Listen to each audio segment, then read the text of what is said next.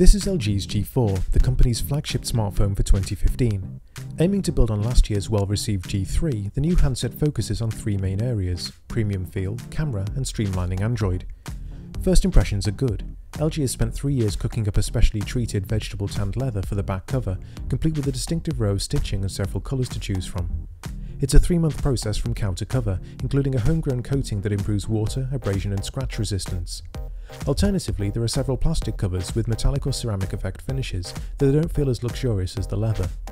Removable batteries and microSD cards might be increasingly difficult to find among today's high-end smartphones, but LG is a holdout. The 32GB internal storage can be expanded, while the user-swappable 3000 mAh battery is good for almost 20 hours of talk or over 13 hours of video. On the downside, if you want wireless charging, you'll need to clip on LG's folio cover. The 5.5-inch Quad HD display may not have the curve of the Flex 2, but LG says the slight arc makes it 20% more durable than the G3 if dropped. That could be the difference between a smashed screen or escaping with just a scuff. It's a panel you want to keep pristine too.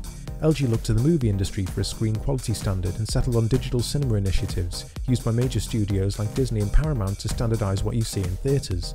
The result is the G4's IPS Quantum Display, with 500 nits of brightness and a 1500:1 contrast ratio, despite using 11% less power than the G3's panel. As for the Quantum, LG has some clever non-Newtonian physics to explain why its screen is better than the rest, but all you really need to know is that colours look ridiculously accurate and punchy without being oversaturated. The other big improvement is in the camera. LG's laser autofocus is carried over from the G3, paired here with a 16-megapixel sensor that's 40% bigger than the old CMOS. It has an f1.8 lens and second-gen optical image stabilization that can handle twice the vibrations and 3D movements. Brand new to the G4 is the new colour spectrum sensor, lurking just below the LED flash. By simultaneously analysing visible and invisible light, it can deliver the colour accuracies and manual white balance, but all automatic. If you prefer to get your hands on the settings, however, LG offers manual control over ISO, shutter speed, white balance and more, and the G4 can capture both JPEGs and RAW stills. Meanwhile, Gesture Shot has been upgraded to shoot 4 selfies in quick succession from the front-facing 8-megapixel camera.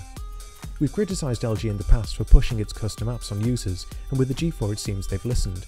Android Lollipop is running on Qualcomm's Snapdragon 808 processor, and LG worked with Google to better integrate native Google services. So, Google Drive ties directly into the G4's gallery and music apps, and they can also automatically connect to a Chromecast streamer. LG AirDrive, meanwhile, allows the full storage of the phone to be browsed on your PC or Mac over a Wi-Fi or LTE connection. In all, it's a promising upgrade over the G3, but the LG G4 faces fierce competition in the smartphone world nonetheless. It goes on sale in the US at the end of May or in early June.